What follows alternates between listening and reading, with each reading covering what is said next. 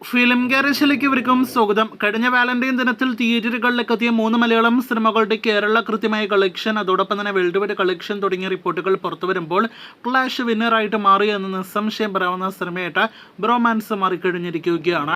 ആദ്യ ദിവസം മുതൽ തന്നെ നല്ല അഭിപ്രായങ്ങൾ ലഭ്യമായ ബ്രോമാൻസ് ഇപ്പോഴത്തെ ആദ്യ വീക്കെൻഡിൽ ഏറ്റവും ഉയർന്ന കേരള കളക്ഷനും വേൾഡ് വൈഡ് കളക്ഷനും നേടിയെടുക്കുന്ന സിനിമയായിട്ട് മാറിക്കഴിഞ്ഞിരിക്കുകയാണ്. ഇന്നലെ വരെ പ്രതീക്ഷിച്ച പോലെ 4 കോടിയിലേറെ സിനിമയുടെ കേരള ഗ്രോസ് എത്തപ്പെട്ടിരിക്കുകയാണ്.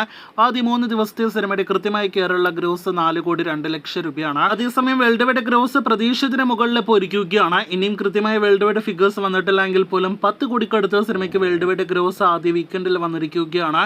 ഇന്നടക്കം മറ്റു സിനിമകളെ അപേക്ഷിച്ച് ഏറ്റവും മികച്ച ബുക്കിംഗും നടക്കുന്നത് ബ്രോമാൻസ് എന്ന സിനിമയ്ക്കാണ്. കാത്തിരിക്കൂ സിനിമയുടെ കൂടുതൽ കളക്ഷൻ അറിയാനായിട്ട്. ദാവീദ് എന്ന സിനിമയ്ക്കും പ്രതീക്ഷിച്ചതിന് മുകളിൽ വേൾഡ് വൈഡ് കളക്ഷൻ വന്നിരിക്കുകയാണ്.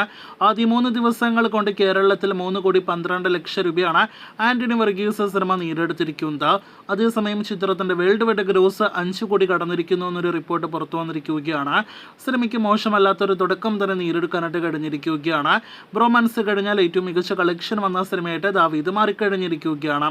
ഇനി അവസാനമായിട്ട് പൈങ്കിളിയിലേക്ക് വരികയാണെങ്കിൽ പൈങ്കിളിയും പ്രതീക്ഷിച്ച പോലെ ആദ്യ വീക്കെൻഡിൽ 2 കോടിയിലധികം കേരള ഗ്രോസ് നേടിയെടുത്തിരിക്കുകയാണ്.